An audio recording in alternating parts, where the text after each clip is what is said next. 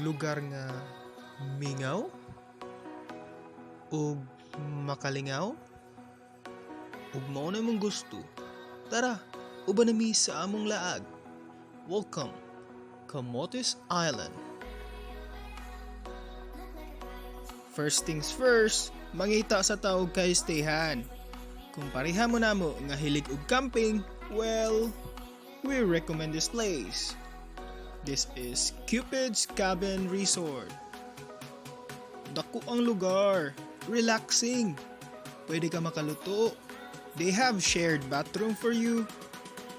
And ang tag-iya is so buutan. What more can you ask for?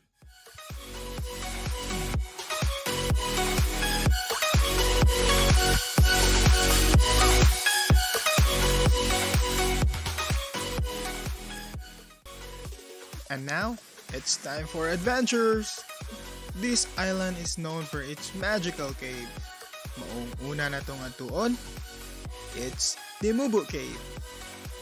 Mubayad lang ka og 50 pesos for entrance fee and pwede na ka magtampisaw sa ing-ani ka tin-aw nga tubig.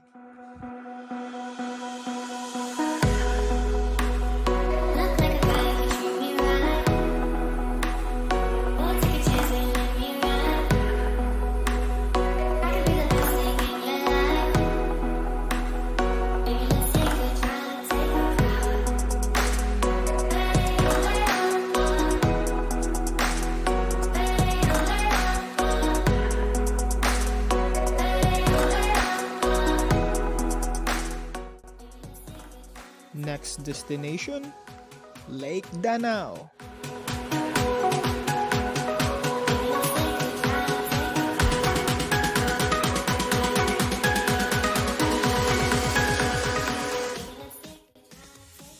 Pwede ka mag-kayak diri or can be a paddleboard. Depende na lang sa imong trip. Hihi.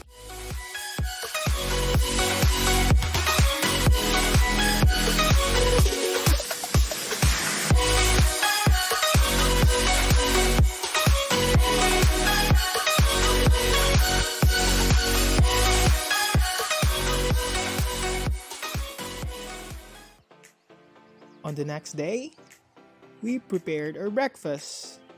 One of the best parts sa camping. O diba, lingaw?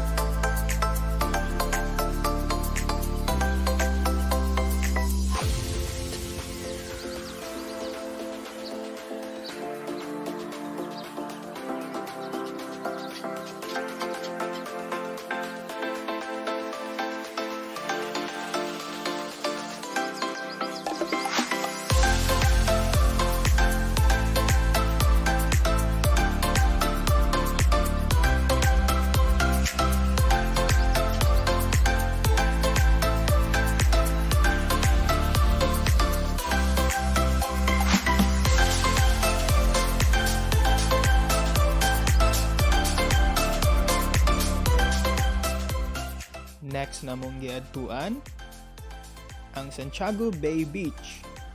It's very known for its long white sand stretch.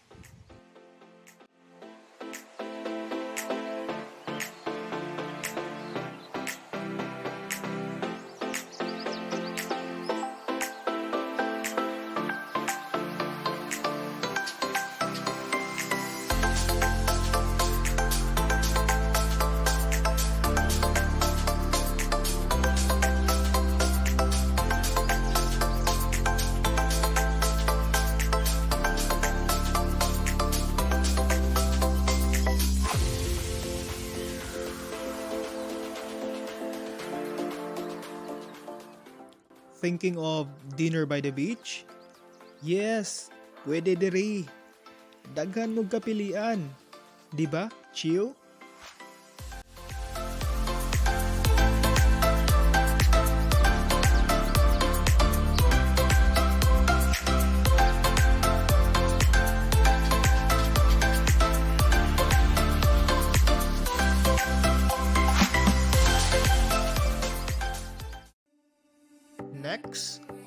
Dili makumpleto ang imong Camotes trip kung dili nimo mabisita ang Camotes Island. Mo travel lang ka og 5 to 10 minutes sa bangka ug pwede na nimong masinati ang ilang gipasigarbo.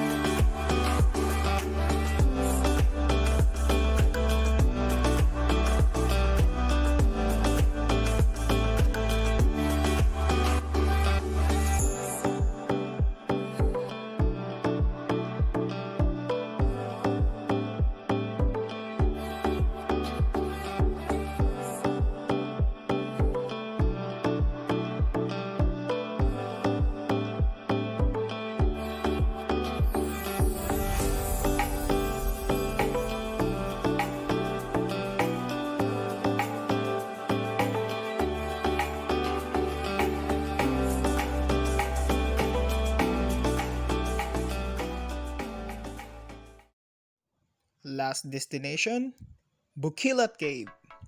Medyo layo siya sa among gistayhan, pero okay lang kung ingani ang among makitaan.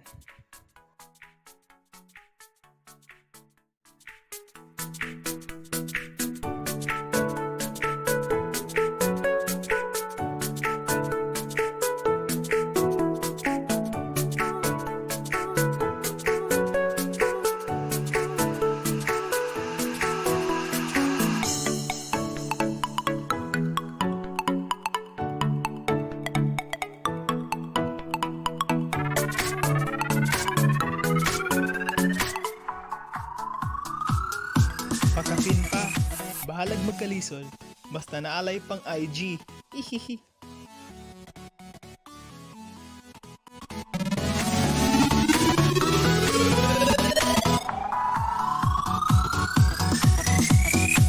And that ends our Camotes trip. This is Lumad Cebuano. Be a responsible Lumad. See you in the next vlog.